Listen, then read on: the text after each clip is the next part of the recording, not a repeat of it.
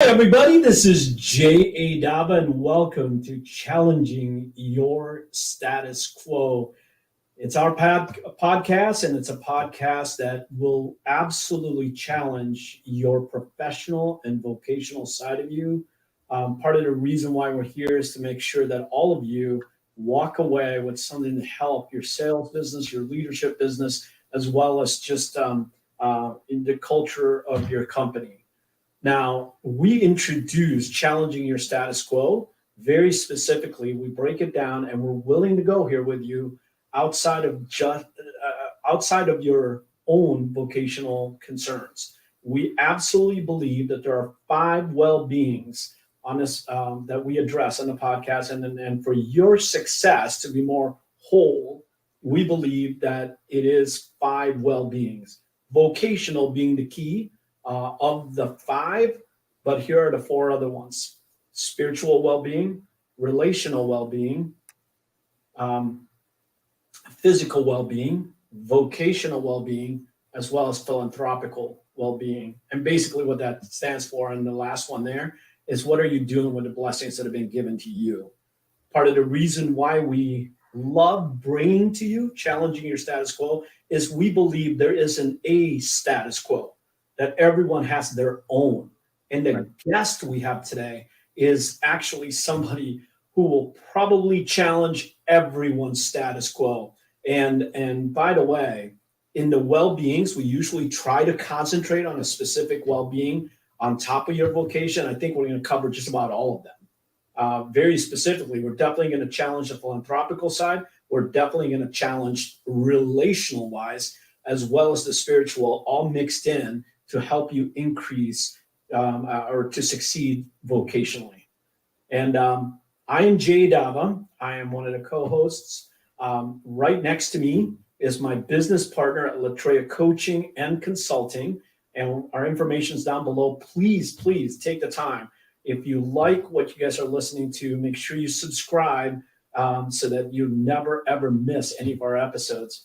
But enough about me, enough about the show. I want to get to our guest. But before I do that, I want to introduce my business partner, Paul Waldrop. Paul, how are you?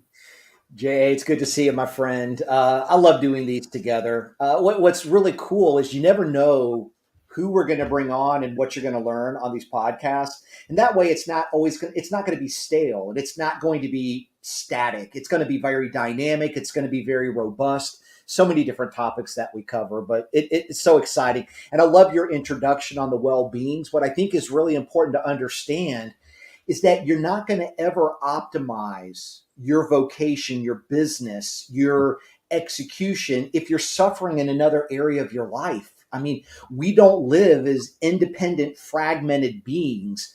If we're hurting in one area, it's going to impact another. And at Latreia, I think that's what sets us apart, is because we're willing to go there. We're willing to help in the area that might be challenged. It might be at a deficit. It might be hurting you.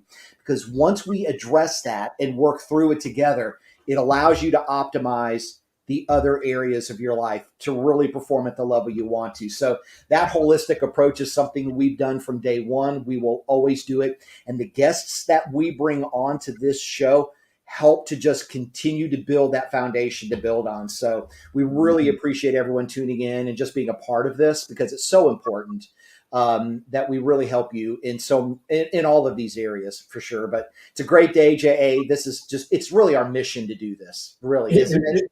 It really is. Yeah. Here's a hint already, Paul. I mean, I don't fill this T-shirt as well as he does, by the way. But when he comes on, I'm gonna. What do you think, Paul? Should we just get going? He's got the cool factor. Let me just put it that way. I wish I had the cool factor. I don't. What did he do earlier, Paul? Did he do this or something like that? And we're doing good, right? We're doing good. So come on, brother. He's a cool guy. What I love though is he is a renovation expert. Okay, and that's where my heart is. We both did our little stints at not little, but we both did our stints at Wells Fargo. Really, Wells Fargo Home Mortgage was a great enterprise. It still is a great company. But we did renovation while we were there. And I'm telling you, I love the renovation program. It's just in my blood. meticulous. It's not for everybody. It's detailed. There's three major components that you're working through. But I love that. It was a big deal, and that's all I focused on. So I did that for a while, but then I went to do some other things that Wells Fargo asked me to do.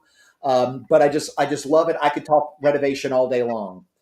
But when we're talking about today's topic, when we're talking about renovation, we're going to talk business. You're going to walk away with some great nuggets.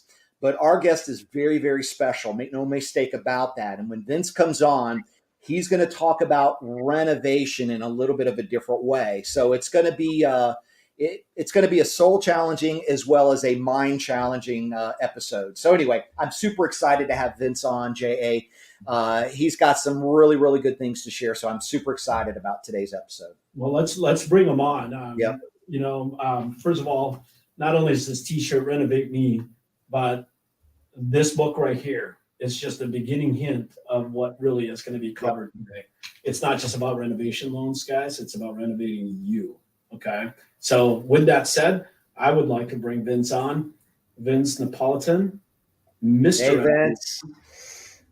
Hey, buddy. Listen, thank you so much for being on with us. And I'll tell you, we love having great business people on this pod show. But what makes it even better is when we have great people. And that Renovate Me just goes far beyond just business. And that makes you a very, very special human being. And so I'm really excited to be talking about the whole Renovate Me concept and some of the other nuggets that you get to share with us. And we're so privileged and humbled that you would spend your busy time. Looks like you're traveling on the road in a hotel room, but you're still spending time with us today. So tell us a little bit about what's keeping you busy right now in this market. What's going on? Oh man, it's first of all, thank you for the opportunity. I'm blessed to be here and be with you guys today. And to be honest with you, Paul, JA, I'm just out here living my best life, man. I really am. I'm traveling all over the country. I'm speaking about Renovate Me, and I'm trying to, I'm out there delivering the message that everybody needs to hear, which is, listen, every time you go through a certain point in your life, there's always a chance and an opportunity to do better, tear down, rebuild, rise above. That's what we're doing. That's the message that I'm sending to everybody on a personal level. And currently right now I'm in Miami. I'm at the NAREP conference. And a week ago I was at the NAMBA conference, making appearances, showing up, just shaking hands with everybody and just putting the word out there about Renovate Me as a entity of support and help. And you mentioned renovation lending. Correct. I've been in the renovation business 23 years, and I am known as Mr. Renovation throughout the country. But Renovate Me is something special to me because I'm doing something for others now. And that's why I'm repping the Renovate Me brand. I see you got the shirt on too. So that's awesome, JA. I appreciate you, man. Yeah, absolutely. Vince, I got to just flash this book on again because we're going to reference it at the very end of this thing. Love it. And hang on to your seats, guys, because towards the third part of today is going to be how it all relates to your business. But I can't, Vince, man, when I interviewed you, I knew there was something unbelievable that I'm not sure people can 100% relate to it, but everyone can absolutely learn from it, right? And so this book, which by the way, I'm one of the guys who actually thought this book was about renovation loans. And it just wasn't. Yeah. Okay. So Vince, it's your T-shirt. It's what you're traveling around the country for right now. Yep. Tell me about this book, man. Oh, man, I appreciate you. Thank you. Yeah. And I get that a lot. I get that a lot from people being in the mortgage and real estate industry for the last 23 years. Everybody thought that the book was about renovation loans and renovation lending. And when they got it and they read it, they were thrown for a loop. They were like, wow, this has nothing to do with renovation loans. And truth be told, Renovate Me is my life story that I wanted to share with people. I wanted to help others.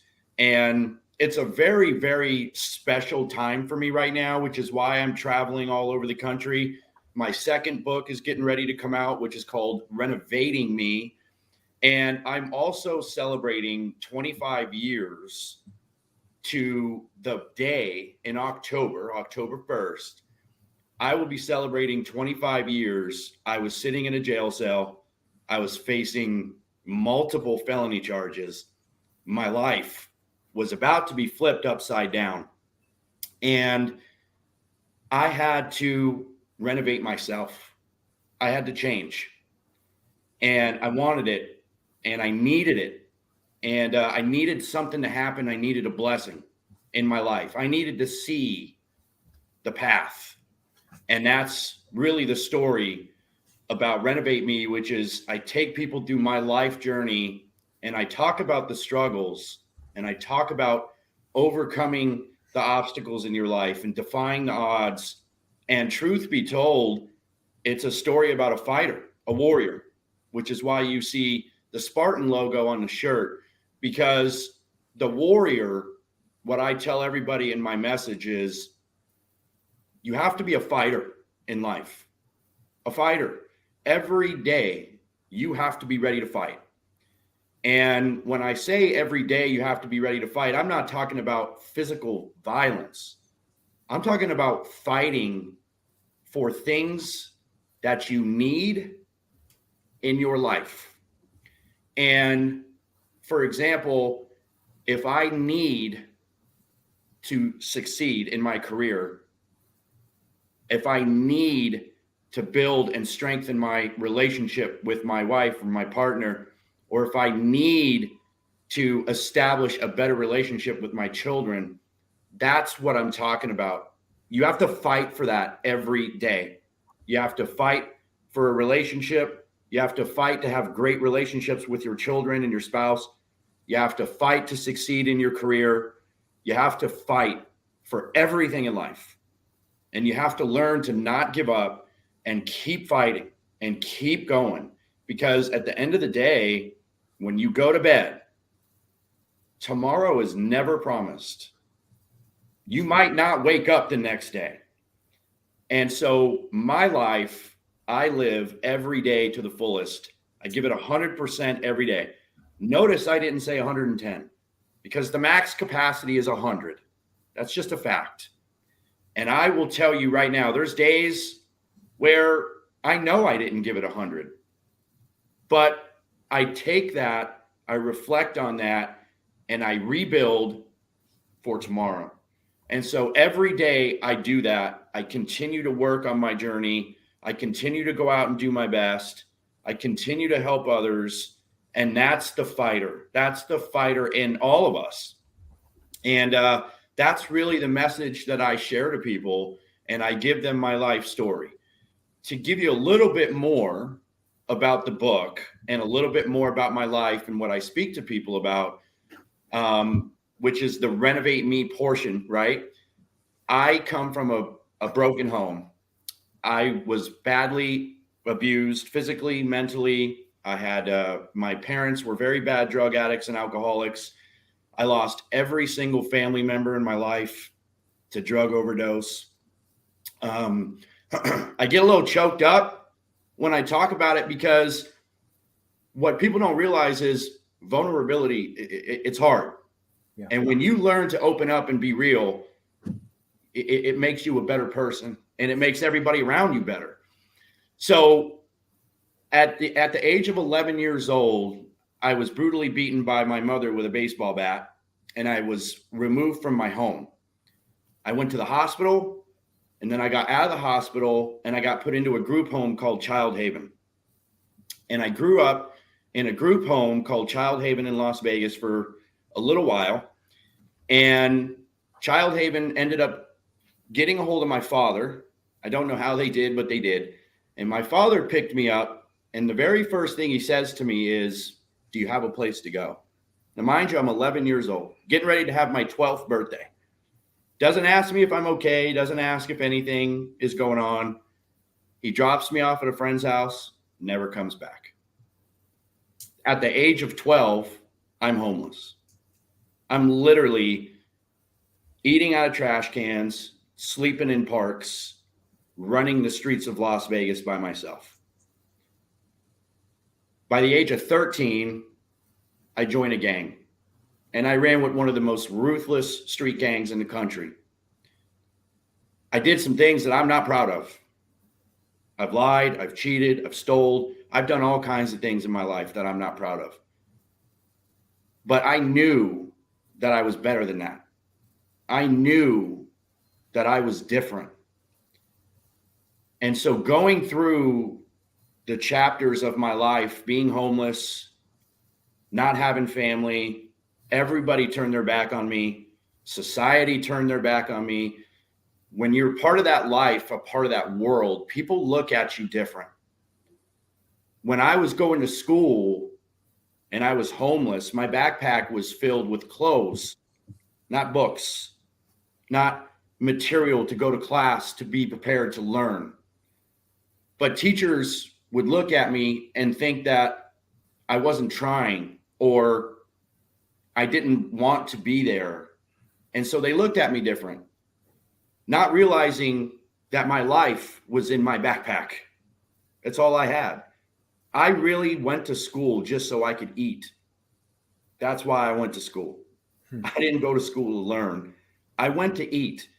And of course, I would try to learn while I was there, and I would do my part, but I never had the materials. I never had the money to get the things that I needed. So I would borrow, I'd get, pencils, paper from friends, this and that. Never had a textbook with me because I had to keep them in my locker because I had nowhere to put them. But people judge. They judge the outside. That's what they see. But what they don't know is the inside of somebody. And so going through those stages of being homeless and going to school and running with a street gang, I reconnect with my father at the age of 15 years old, and I asked him for help. I ran into him at a grocery store, and he had all kinds of bling on, nice watch, gold chain, everything. And I said, hey, Dad, I was like, man, it's good to see you. I could use a little help. He tells me to come over to his house, and he teaches me how to sell drugs. And he taught me how to chop up cocaine, break down bricks of weed, how to use the scales. He turned me into a drug dealer.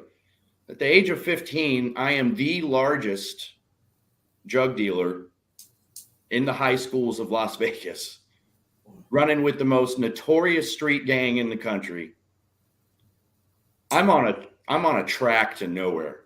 It's not looking good.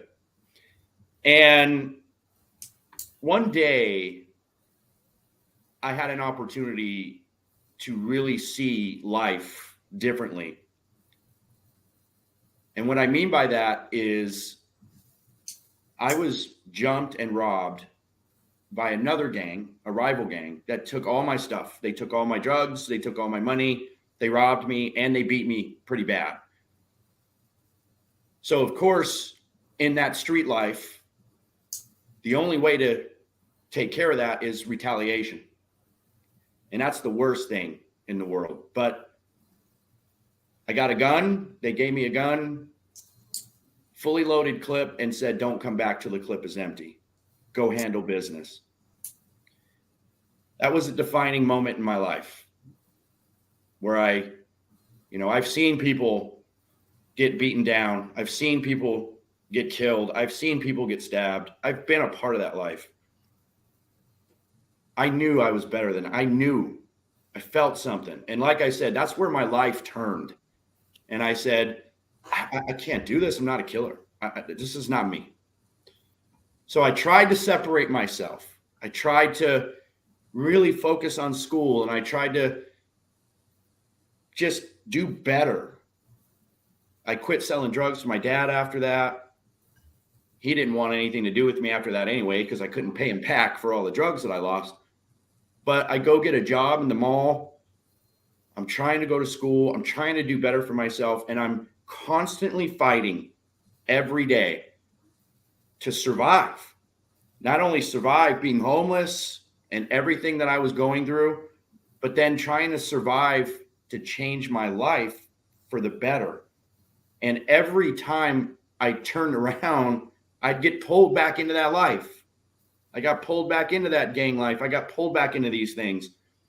And again, 25 years ago on October 1st, when I'm going to celebrate sitting in a jail cell and facing multiple felony charges, I needed a blessing. The blessing was my son.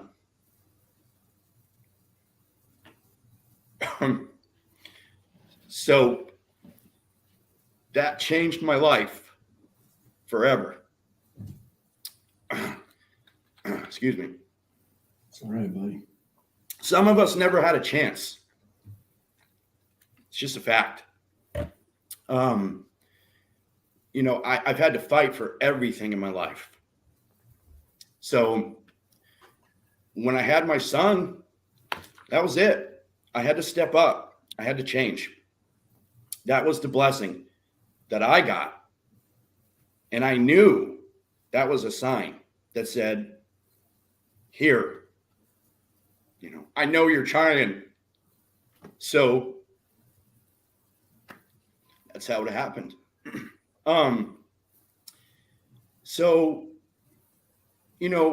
It's one of those things where you look at life and it's the unexpected. You don't know. But then when it comes and you really look at it, you understand.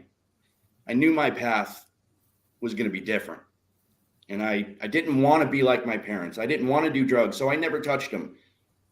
I wanted to be a better person. I didn't want to live in that gang life and sell drugs anymore.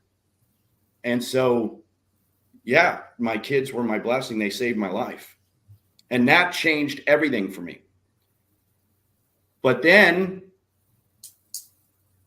I have my son, then I have my daughter, and then I become a full-time single father. The mother, great person, but just wasn't ready to step up and fulfill that obligation. But I was. So now I'm a kid raising kids. And let me tell you, the struggles of a single father coming from the life that I came from, again, fighter, right? Everything in my life I had to fight for. And I don't regret anything in my life. I learned from every single thing that I've gone through in my life. And I try to change and I try to be better. And then I look at it and I say, you know what? I can change and I can be better, because look at where I was and look at where I am now. That's the Renovate Me brand. Wow. That's the symbol of strength that I tell people. Raising my 2 kids, living in a 1-bedroom apartment with bunk beds in the living room, working 2 jobs to make ends meet, just to keep the lights on and keep the rent paid. I know the struggles. I know what it's like. And I have been to the bottom of the bottom a couple of times in my life, literally came from the gutter. And I built everything that I have today. I fought for everything that I have today. And that's literally the story of Renovate Me. I've had to tear down, rebuild, and rise above. I had a need. That was my life. I had a need. I needed to change. I needed to step up and be a good father. I needed to be different. I needed to show everybody that they were wrong for counting me out and giving up on me. I needed to prove to everybody and prove to myself that I can do it. That's the Renovate Me brand. That's the book. That's the journey, the quick story. Obviously, the book's a lot longer than that. But, and as you can see, on speaking tour on stage, I'll get on stage and I will get choked up sometimes. It happens. When you're putting your story out there and you're trying to help people and your story is real and it's genuine, you can't hold it back. There's still pain there. There's still scars, but you can do better. I forgave my parents. I talk about it in the book. I reconnected with my parents, both my mother and father, each of them a week before they both died. I had a St. Jude medallion card that I got when I was sleeping in a park at 12 years old from a lady that I saw walking her dog every day. She gives me this card and she sits down and talks to me, and she asked me why I ran away from home. And I told her I'm not a runaway, I'm a throwaway. My family didn't want me. Nobody wanted me. They didn't want anything to do with me. And she gave me that card and told me to pray to it. And she told me blessings will happen in my life. I saw her for a year, every morning like clockwork, walking her dog when I was sleeping in the park and getting ready to go to school and try to go on my day. After she gave me that card, I never saw that lady again. She just vanished. Gone. Crazy. Never saw her again. That card I prayed to and cried every night for years. I tried to give it to my mother in my senior year when I knew I was going to leave the state of Las Vegas. I wanted to get out of Las Vegas. And I wanted to try to do something that nobody had ever done. I wanted to try to go to college. And my mother told me she was going to throw it away. She said, don't give it to me. I left it on the doorstep.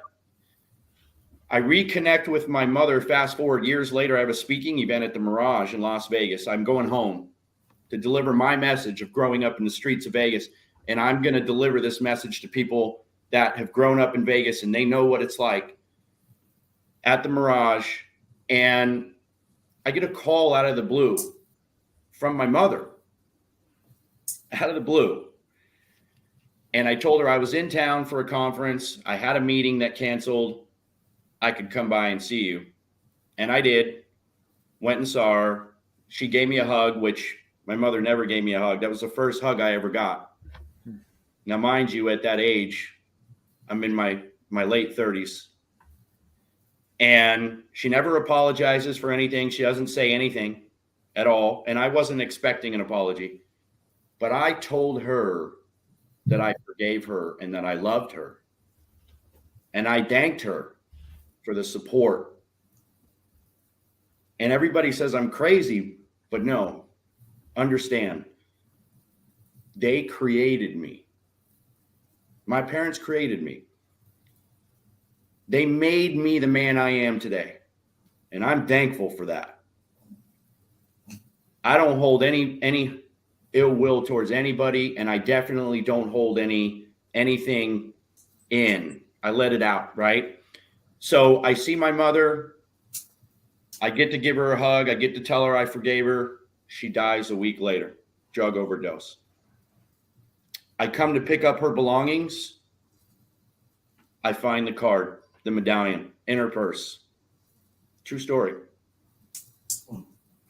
Yeah. It's never left my side. I still have it sitting in my wallet with me. I travel everywhere with it. Fast forward 2 years later, I hear from my father. He's a homeless drug addict, HBO documentary special drug addict. And he calls me. He says he needs some help. He's living in a crack house. He needs some food. He needs some clothes. He asked me for money. And I said, I'm not going to send you money, but I heard you. You need food. You need clothes. I'm going to send you food and clothes. And I told him I loved him and I forgave him. And I said that I'm sorry that you're in the position that you're in. And, you know, if there's anything I can do to help you, I'll help you. And he was thankful for that. He appreciated that. He said he loved me and he appreciated it. And he did say that he was proud of me and proud of the man I became.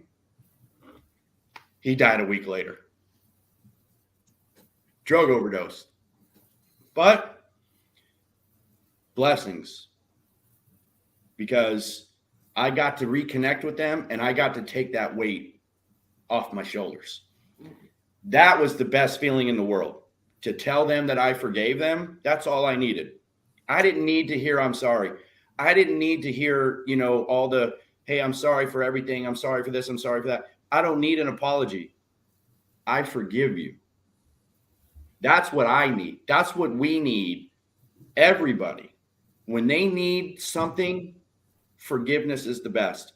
And believe me, it's not for anyone else but you. That's the power that people have. That's the fighter in everybody. And forgiveness is the way. It will leave you in a whole nother world. You got to let go and you got to learn to forgive. It's the best thing for you. It's the best thing for your soul. So that's a little bit about Renovate Me. Pretty deep, I know, I'm sure, but that's it. Vince, wow. First of all, I don't think I've ever been so quiet in a podcast. So bless you for even sharing that information, by the way. But you broke a legacy and started a legacy. So it ended with you and something else got started with you. Yep. Vince, how the heck, you didn't know how to be a dad. You were a kid. Yeah, right? kid. You didn't know how to be successful in business. Tell me how did you get through that? What was inside of you to become the breaker of legacies?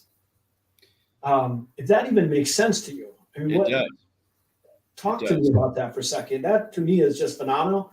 And everyone needs to hear this because it is truly, everyone has a legacy to break, honestly, Yeah. even if it's just on the business side. But tell me how the heck you rose to the occasion to break a legacy and to start one. It really is back to what I've been saying throughout the whole podcast of a fighter, of having a warrior spirit. And, the biggest thing for me that I learned with everything that I just shared with everybody and my whole life story is I will outwork you. I will out hustle you. And make no mistake about it. If I want something, I'm going to create a need and I'm going to go get it. And there's nobody that can stop me. And that's how I've lived my life. When I got into the mortgage business 23 years ago, making $6 an hour, taking care of my kids, trying to live off of $6 an hour and raise 2 children, I knew that I needed more. I was destined for more. I knew that I had a gift. I had a hustle and I got heart and I got fire. I got that drive. And so I took that $6 an hour job and I would take the files home and I would read stacks of loan documents and understand every single document in that loan package. I got to a point where I mastered the loan doc process. I could discuss a loan document with anybody at any time, and I could break it down better than most people that have been doing this their whole career. And I took that, and then next thing you know, I started answering questions around the office for people that were asking about the loan docs. And then next thing you know, I'm the office notary and I get to keep all the notary money. The branch manager was like, it's all yours. Do the signings, make your money, kid. I see you. You're hustling. And I started with notaries and I started to do really well. And then I jumped into the sales process. Now, mind you, I'm a street kid. I'm young. I'm a single dad. I'm doing everything I can. And now I'm going to go jump into the sales process in the mortgage industry. And let me tell you, it was very challenging because I had all the obstacles to face. I was young, inexperienced loan officer, single dad, never had any free time, always had to, take care of my kids and be home. couldn't travel, couldn't do anything. Ex street kid, ex gang member, and all the things that I had to overcome. And then next thing you know, in the raising rate environment, I was selling 6.5%, 7% interest rates, 80-20 loans, 15% seconds. I know what we're facing in today's industry that everybody keeps saying is hard. You don't know hard. My story, okay, let me see if you still think it's hard after I share my story with you. And I had to overcome all that and hustle. And I did. And I built the name that I have today, Mr. Renovation, because I wanted to get out there and I needed to build something for my life, for me and my children. And that need is what created Mr. Renovation. That need is what got me to where I am in the industry. And I love it because I took a niche, I mastered it, and now I teach mortgage and real estate companies all over the country how to do it. Not only do I do speaking and not only do I do the book tour, but I still am Mr. Renovation, and I do that for the mortgage and real estate industry. And so that, to answer your question, that is why I am where I am, because of that. I'm that fighter, that soul spirit of the warrior and everything that the brand is today. And again, you know, I'm hearing it all over. I'm hearing it at the conference here in Miami. And I'm telling people, you know, the interest rates are high, no inventory. That's stop. The problem is people need to learn how to go to work. They need to learn how to go back and go to work and roll up their sleeves and hit the streets and hit the pavement. You got to hustle. The industry is calling for people to come to work and not just sit and do meetings and do Zoom calls all day. Go, get out there, meet people, shake hands, go to events, get out there in the street, go door knocking, go hit neighborhoods, go work. That's the message. That's the message I'm hearing all over the industry right now. Yeah. So, you know, that's where we're at. So hopefully that answers your question about legacy and everything. That answered my question. My goodness gracious. Yeah. He answered and then some, right, J.A.? That is for sure. That is for sure, Vince. My goodness. So let me just say something, Vince, and maybe talk to this a little bit, because I think a softer way of talking about need is to say, what's your why? But when you define it as a need, a why is, this is why I get up in the morning and do the things that I do. Yep. It sounds like a need is a why that says, I cannot not get up and not go do that. That's the difference. So when we're talking about what's your why, what's your need? What drives you? What propels you against everything that's going to, there is no wall that's going to stop me. That's what a need becomes. Talk a little bit about that. Failure is not an option. It is not an option for me. You know, my strength was knowing that I had 2 kids that depended on me, and I was not going to let them see the street. I was not going to let them live the life that I lived. And, you know, that need to go out there and drive, failure was not an option for me. And really, it's a true statement, because if anything were to happen to me, if I couldn't provide, what was going to happen to my kids? They don't got nobody. I'm all they got. And they're all I got. I got no family. I have nothing. I have no family left. But I never had family as a kid, so I was used to it. But my kids, that's my family. And they are my why. They are my need. And so when I say failure is not an option, best believe it's not an option for me.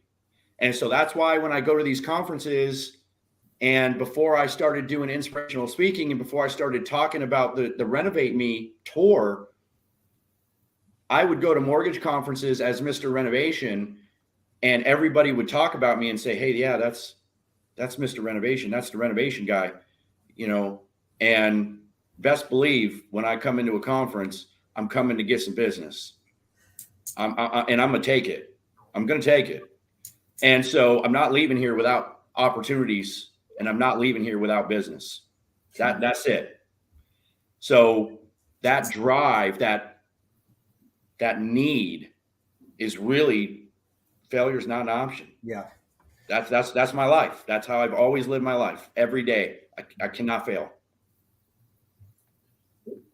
Vince, my goodness. Time's up. Can you believe this? We haven't even tapped into it yet, honestly. I mean, your story is far more than that. It's far more than that. I've had just a privilege of being able to sit down with you, and you've bared your soul and have shared with me so much of that story. And it's so much more. And the extreme privilege that you have given me to be able to go out there. That's, again, that legacy that I'm talking about is somebody who's willing to be brave enough to speak on what that is, because this is not normal stuff, man. Right. But for most people,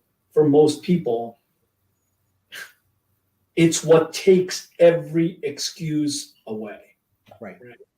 And so, Vince, I am seriously, I would love to have you back someday and talk to you some more, especially when your new book comes out called Renovating Me, right? Yeah.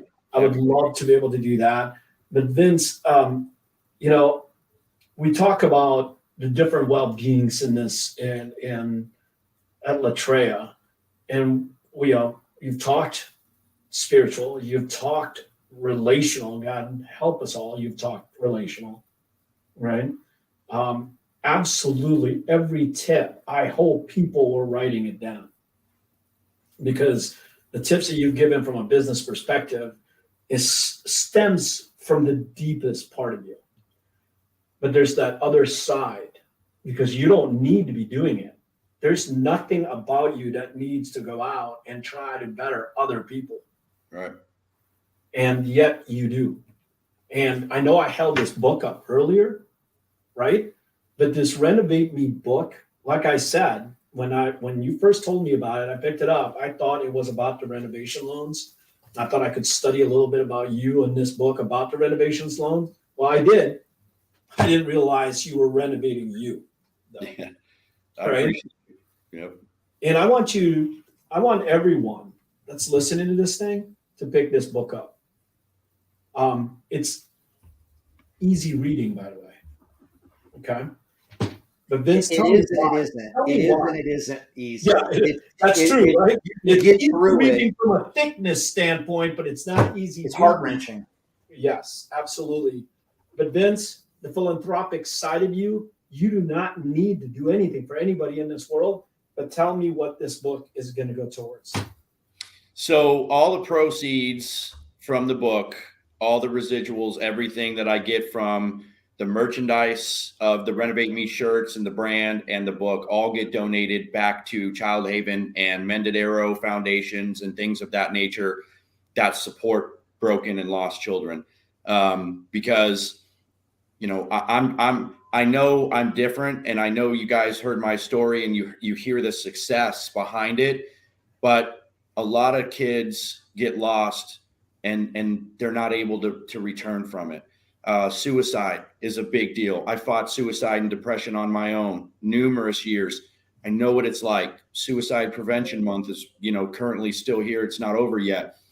And, the thing is that if we could reach out and we can help these kids and help provide opportunities, give them words of inspiration and encouragement, that's what it's all about. That's why I help people. That's why I help others.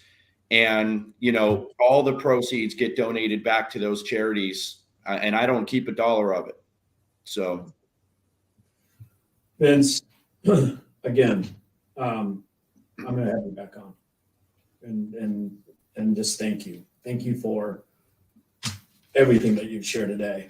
And I'm going to have to end for today, but I want everyone to know that it will continue. So absolutely, we will have Vince back because he's a difference maker. Yeah. And I hope he was a difference maker for you. So Vince, any parting words before we go? And Paul, I'm going to ask you the same question here. Well, I'll start with you, Paul. Any parting words for Vince? And then I want Vince to give us a parting word. Yeah. All I can say is, Vince, I hate that you had to go through what you went through. You didn't deserve it. It's not your fault. Mm-hmm. It wasn't what you signed up for. But what I can say, it's people like you that are given just the raw end of life as a kid, but you turn around and you make you getting me choked up. You make no excuses and you say failure's not an option and I'm going to do what it takes no matter what. If we could just get there without having to go through that experience, could you imagine what we could do as individuals, as moms and dads, as professionals, as human beings in this society? I hate that you went through it, but I love the inspiration that you give us, man, because I'll tell you, not many people can go through what you went through to give us what you're giving us today. Most people, by far, crumble and they never make it out of that. They just don't. Yeah, that's true. You didn't. And you're a shining light, dude. You are a shining light in this industry, but you're a shining light as a man and as a human being. And I got to tell you, thank God for you. And thank you for your message. And thank you for what you're doing, because you're inspiring so many people to live to greatness. And that's what this is all about. Far more than just closing loans and making money. Yeah. It's about being great people and inspiring others to greatness. Thank you. Yeah, I really appreciate that. And, the one message I will tell everybody to wrap this up is believe in you. You can do it. You can accomplish anything you want in this life. I'm living proof. And you got to have faith and you got to believe in you. You got to know that there's a purpose for you. There's a reason that you're here. And don't ever give up. Don't stop fighting. Let that inner warrior come out. Renovate you. You can do it. You can fix it. You can change. You can be unstoppable. Go take it. The world is yours. That's it. Vince, God bless you, brother, man. And thank you so much again for touching not only us, the hosts, but everybody that's listening to this. And it will be it's a ripple effect. Yep. That's going to start from right here and it's going to continue on. And I just want to say thank you again, brother. And again, nothing here that I heard was you even coming close to apologizing or anything like that for anything that's happened, because it's made you the man who you are, and you just saved some people out here right now. So take that one to the bank. And brother, thank you again. And we will see you again real soon, right? Yes, definitely. I really appreciate you guys. Thanks, Vince. God bless you, brother. Yep. Love you guys. Have a good one. Thank you. Too. Whew. Okay. Failure is not an option, right? There's so many pieces that were there. Failure is not an option. I love the quote that he said, which was, I am not leaving here without the business. Did you hear him say that? Jay, he wasn't, Vince wasn't facing what was hard. Right. Vince was facing what was impossible, but yet he did it anyway. Right. And I'm telling you, every single sales professional that is out there today giving up because this is a hard market. I love what Vince says. You don't know what hard is. Sure. Business is one thing. Life is completely different. And so it's not a judgment. It's not a shaming. It's a source of encouragement to say, listen, Get out there, believe in yourself, get tenacious, don't give up, do whatever it takes, and don't accept failure as an excuse. Get beyond it, do what it takes. That's why we're here, because we want to partner with people who want to get over that hump. That's why we exist. And that's why we bring people like Vince on to show you that you can do this. You can get there. And Paul, as I come to a close, right? I hope our audience really heard it. When I think about this interview, what I really think about the words that he gave as one word teaching points. Forgive. One of the hardest things to do ever is forgive. And then be thankful. Think about that story we just heard, right? Can any of us ever be thankful enough for that, right? Would you even begin to be thankful about that? But the word understanding came up. Can you imagine trying to understand the situation you're in right now? Whatever that situation is. I'm not diminishing what you're going through, but I want you to dig even deeper, because this 15-year-old, this 11-year-old, this 12-year-old had to dig deep. Then here's a huge word, right? Is reconnect, and the last one being love. Could you love? Honestly, having gone through that, reconnecting, loving, forgiving, thanking, and understanding. Yeah.